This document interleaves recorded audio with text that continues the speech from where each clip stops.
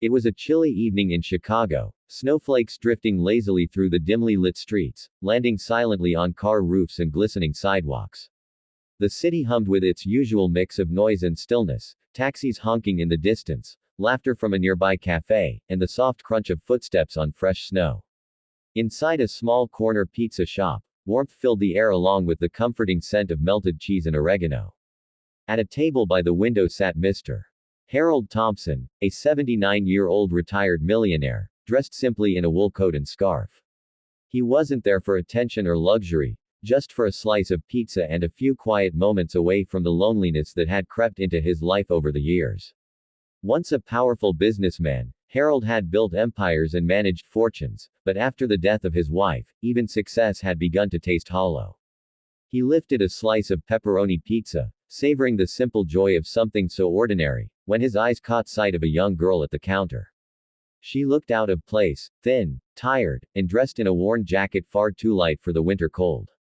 Her hands trembled slightly as she counted a small pile of coins on the counter. The cashier, a kind-faced woman in her 30s, looked at her with pity and said softly, "You're short by $3, sweetheart." The girl froze, her face turning red as she avoided everyone's gaze. For a moment, Harold saw something familiar in her eyes, that quiet despair of someone trying to hold themselves together in a world that didn't care if they broke. He remembered being poor once, long before the companies, the awards, and the headlines. Without thinking twice, Harold stood and walked to the counter. The bell above the door jingled as the cold breeze followed him. He reached into his pocket, pulled out a $10 bill, and placed it gently beside the girl's coins. "Keep the change," he said in a calm, reassuring voice. The cashier smiled in silent understanding. The girl looked up in shock, her wide eyes shimmering with tears that threatened to spill. "Sir," she whispered, her voice barely audible. "You didn't just buy me pizza. You reminded me people still care." For a brief second, the noise of the shop seemed to fade, replaced by the quiet connection between two strangers, one who had lived long enough to know loss, and one just beginning to taste hardship. Before Harold could say a word, the girl grabbed her small pizza box, clutching it tightly against her chest, and ran out into the snow. The bell above the door jingled again, leaving behind a small gust of cold air, and a folded paper napkin on the counter. Harold watched her disappear down the street, swallowed by the winter night. Curious, he picked up the napkin and unfolded it carefully. In shaky handwriting were the words, "Someday, I'll repay this kindness, you'll see." He smiled faintly, his heart warming in a way it hadn't in years. That single act of gratitude, written on something so simple, seemed to carry a promise, a whisper of something greater than chance. As Harold returned to his seat, he looked out the window at the falling snow, watching the city lights blur through the frosted glass.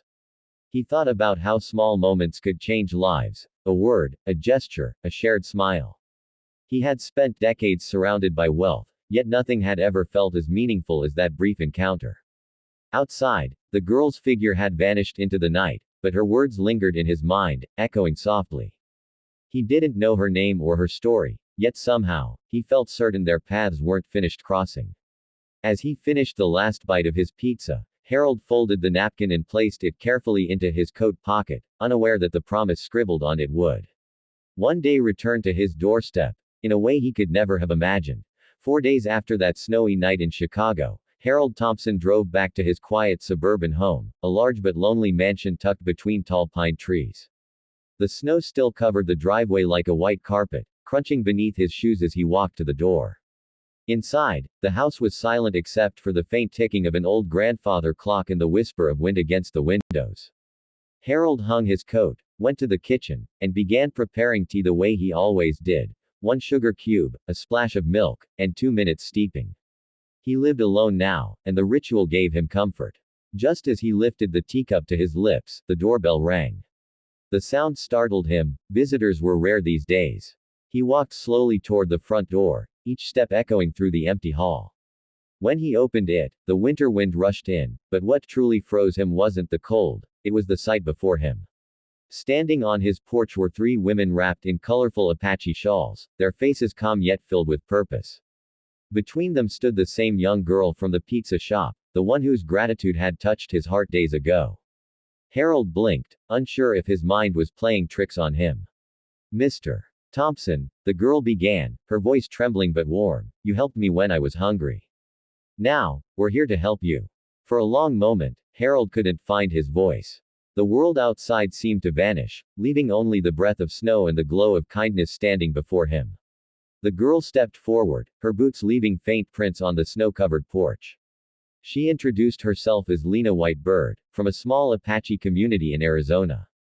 My mother once worked for you, decades ago, she said softly. You may not remember her, but your foundation helped rebuild our village school after a fire destroyed it. Harold's eyes widened in disbelief. That small donation had been one of many, a quiet act he never spoke about, given simply because he could. He had always believed that real charity needed no recognition. We've been looking for you, Lena continued. My mother said that if we ever met you, we should thank you for the education that changed our lives. And when I saw you at the pizza shop, I knew it had to be fate. Harold's throat tightened as Lena reached into her bag and pulled out a small, faded photograph. His trembling hands accepted it. The image showed his younger self, standing beside an Apache teacher and three little girls in front of a newly painted schoolhouse. Time seemed to collapse in that instant. The past and present met in the form of gratitude that had traveled across generations.